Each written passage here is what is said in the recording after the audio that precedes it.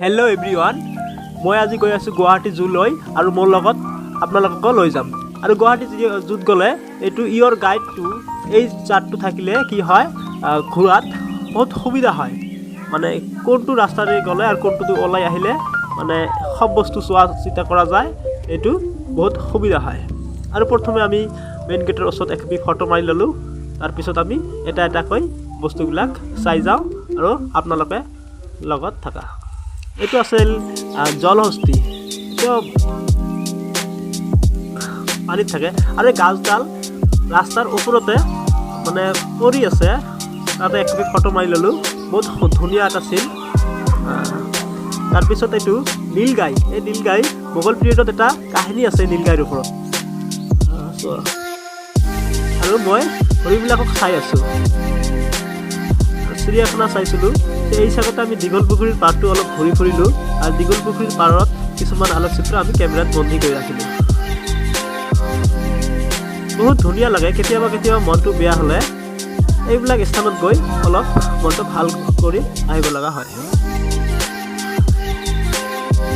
এই এনিমেলছবোৰে ইমান কষ্টত থাকে, এইবিলাকক অলপ উপলব্ধি কৰিব লাগে। আৰু দীঘল পুখুৰীৰ পাৰত এখন ফটো উঠিলোঁ, কেনেকুৱা লাগিল।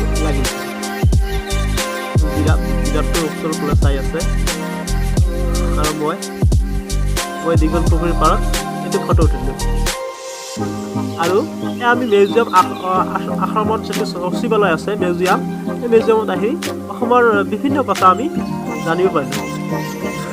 আগতে মই আহিছোঁ, কেমেৰাত বন্দী কৰা নাছিলোঁ।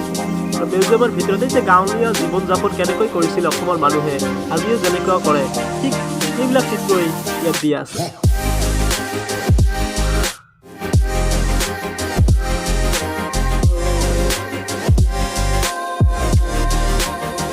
এনিমেলছবোৰে কিছুমানে খেলা ধূলা কৰি থাকে, কিছুমানে কিবা ভাবিয়ে থাকে।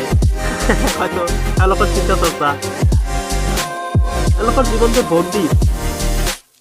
আমি যেনেকৈ ঘূৰি ফুৰিছোঁ, তেওঁলোকে এটা খাঁচাত বন্দী হৈ আছে। হৰিণৰ জাকবোৰ চোৱা, হৰিণবোৰ কিমান জাকে আছে। এই যে গছটো চোৱা, গছটো কিমান ধুনীয়া হৈ পৰি আছে।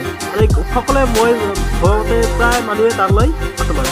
এওঁ মোৰ বন্ধু, অসম পুলিচত কাম কৰে, গতিকে এওঁৰ লগত লৈ একেলগে আজি গোটেই দিনটো ফুৰিলোঁ।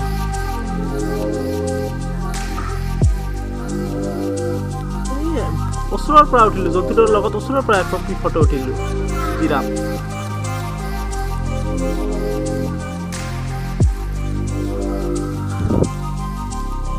বহুত জন্তু আছে। আহিবা, মনটো বেয়া হ'লে গুৱাহাটীত থাকিলে। দীঘল পুখুৰীৰ পাৰ। আজিৰ ভিডিঅ'টো ইমানেই।